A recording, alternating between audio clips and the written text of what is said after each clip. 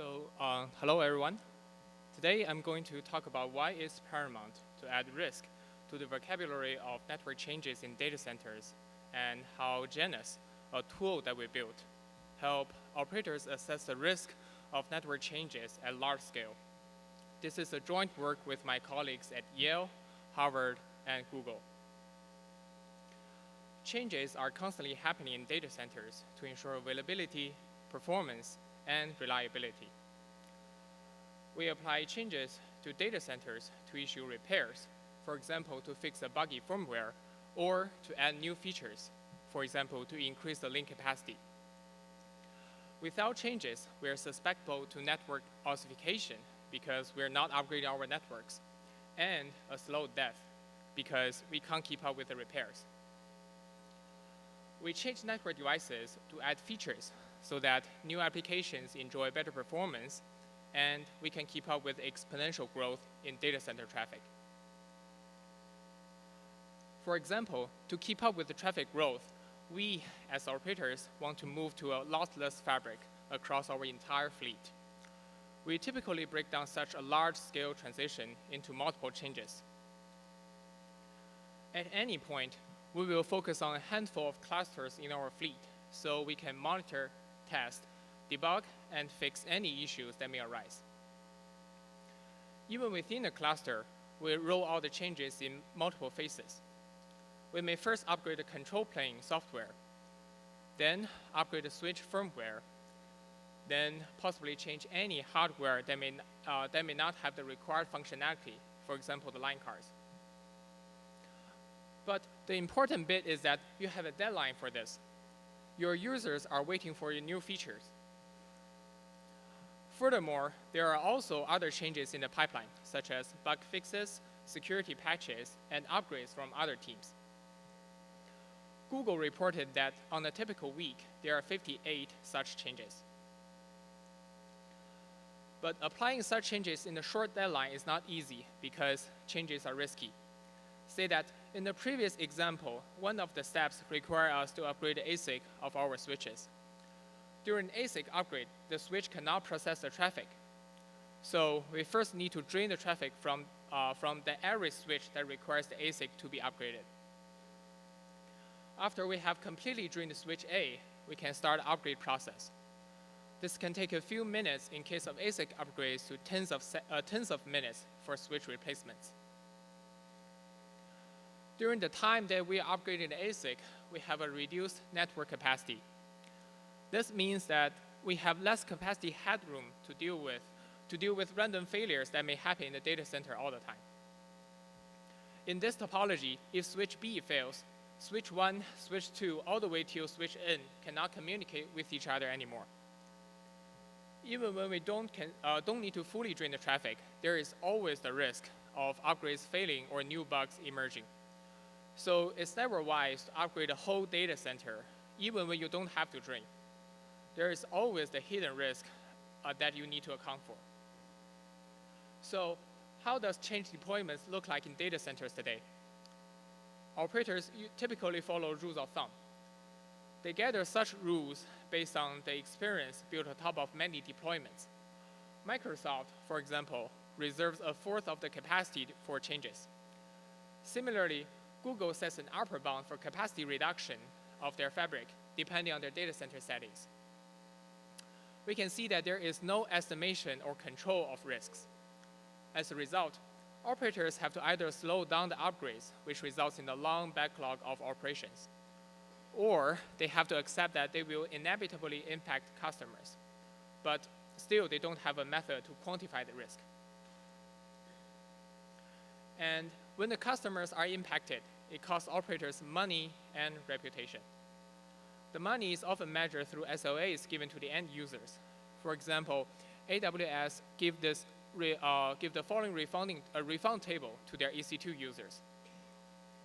And as for reputation, when risks cause failures, the news gives advantages to the competitors such as other clouds. So the key question is, can we possibly plan a network change while understanding and minimizing the cost of risks? So we need a risk-based planner. As we mentioned previously, operators will give us a change with a deadline.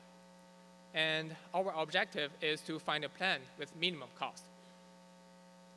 To achieve this, we need to tailor the plan based on operators' data center configurations, such as topology, routing, and also traffic.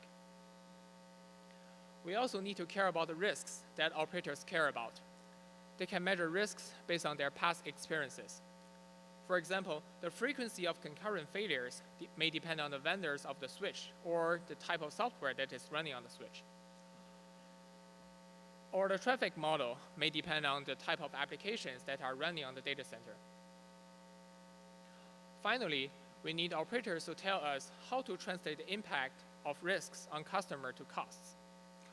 The function could be simply the refund specified in the customer SLA, or operator can be more thorough, such as considering the long-term impact on the reputation. The goal of the risk-based planner is to use these information to find a plan that minimizes the cost of risk. So how would a risk-based planner use these input to find the best plan? If we take a step back, the input to the risk-based planner is a summarization of operators' decisions about network designs and management. Company A may be okay with operating their data center at 90% utilization because it reduces capital expenditure. Company B may be happy at 10%. Company C and D use different SLA functions for private versus public workloads. Company E and F have different failure patterns and triage processes. And our planner should be adaptive to all of these. Frankly, it's hard to relate these factors to impact or cost mathematically because different operators may be using different functions.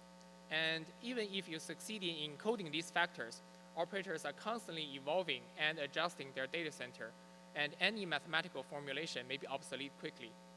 So we cannot rely on modeling. Then how do we build a risk-based planner that works all the time? Our risk-based planner shouldn't force an operator into a specific model of operation. Rather, we should help operators explore the risk space under any setting. So Janus uses a smart searching strategy that is independent of such setting. Let's first try to understand the search space. If I have a change that is going to touch 3 switches, A, B, and C, we have 13 different plans, which are the permutations of 3 partitions of the change set, 2 partitions, and 1 partition.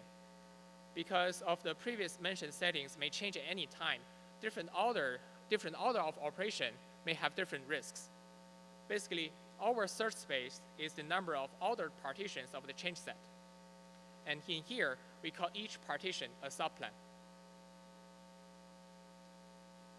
And as you may see, brute force searching in this place won't scale. Remember that we need to search 13 different plans for switches.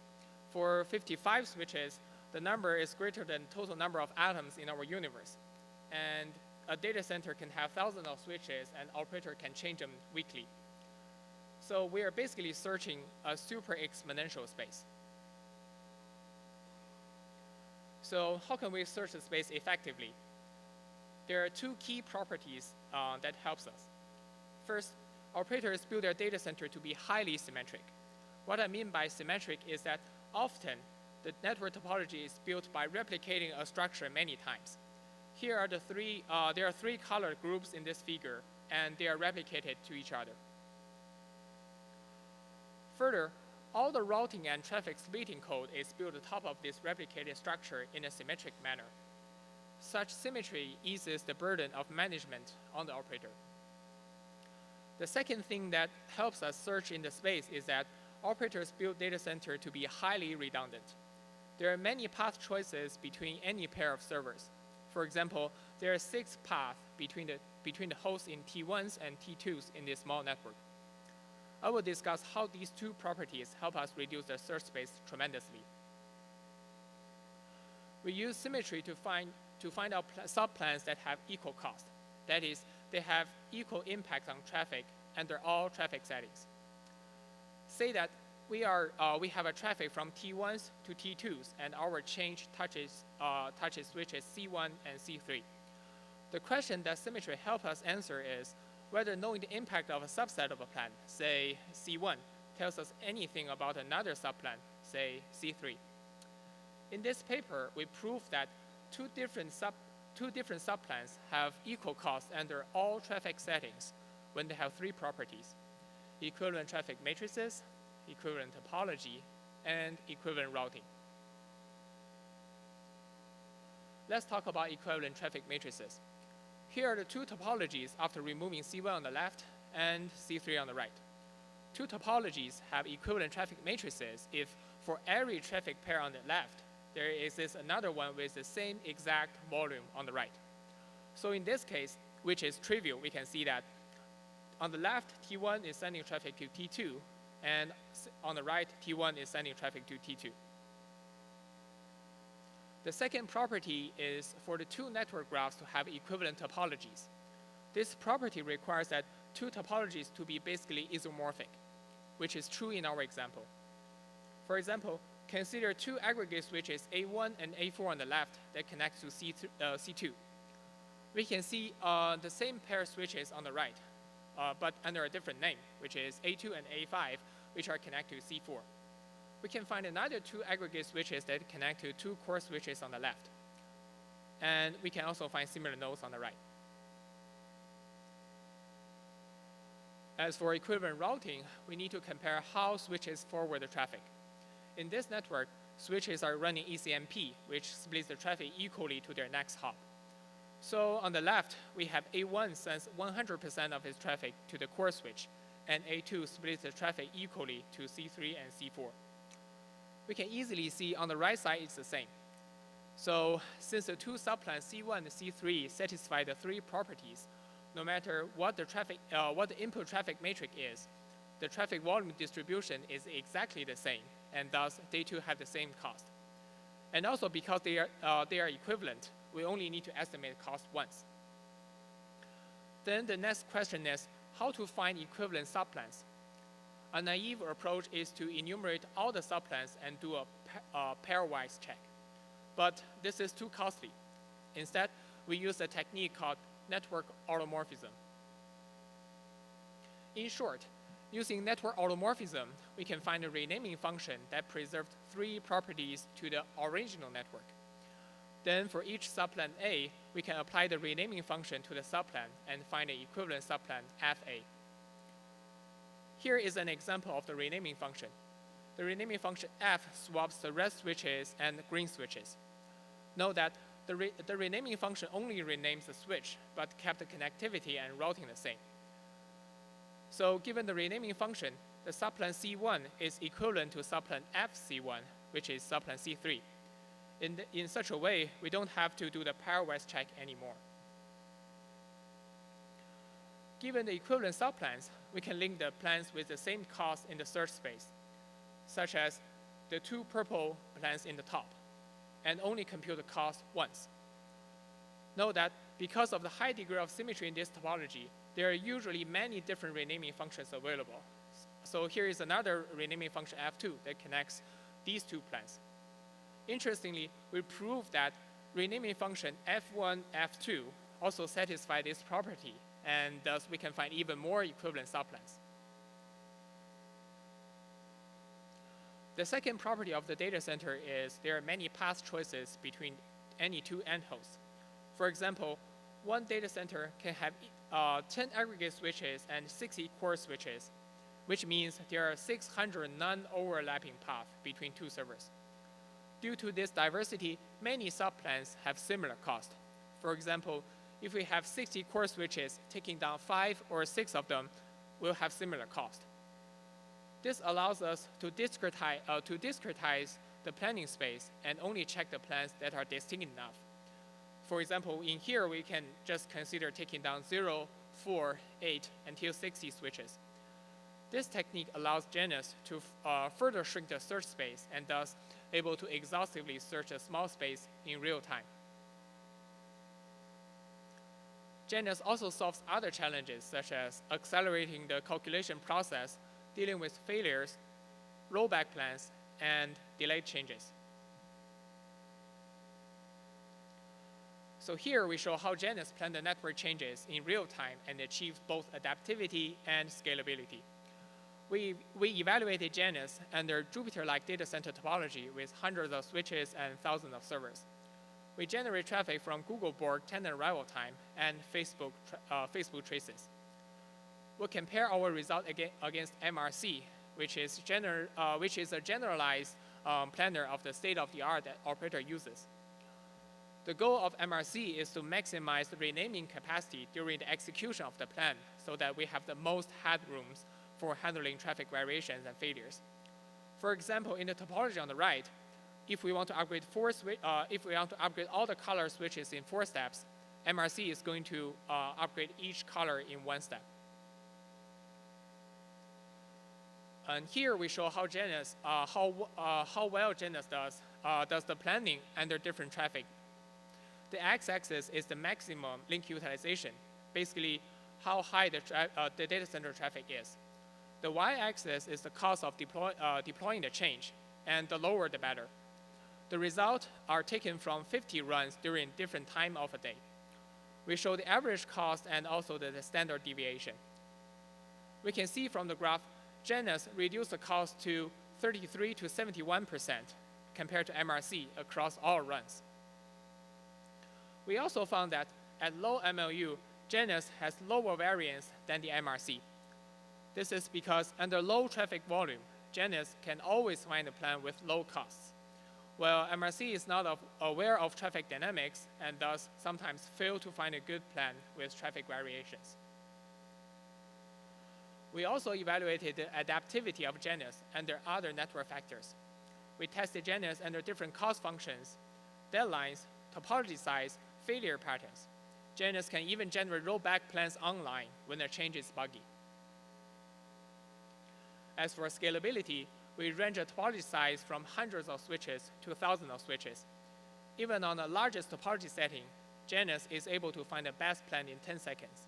This makes Janus fast enough to plan the network changes in real time. In conclusion, data center is constantly changing.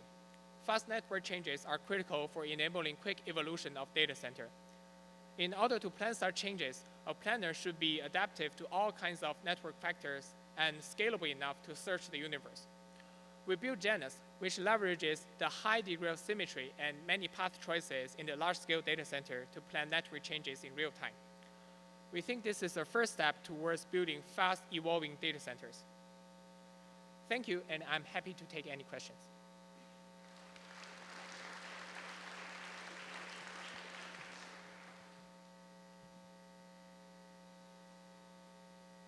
Okay, I have a question.